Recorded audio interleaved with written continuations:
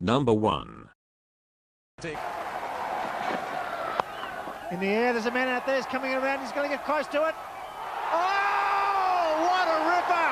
That could turn the whole game.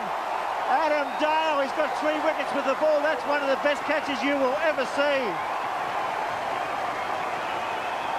Well, he covered the ground pretty well running, but even that didn't get him close enough, and he had to make the dive at the end.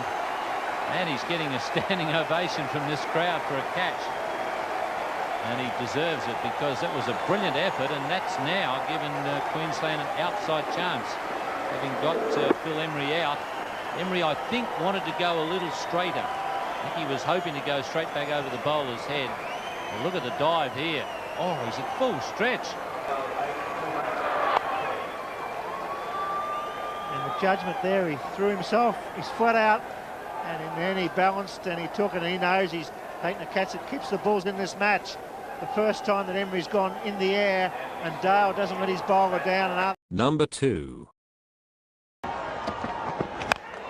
No, that's in the air, and it's caught and brilliant, absolutely brilliant.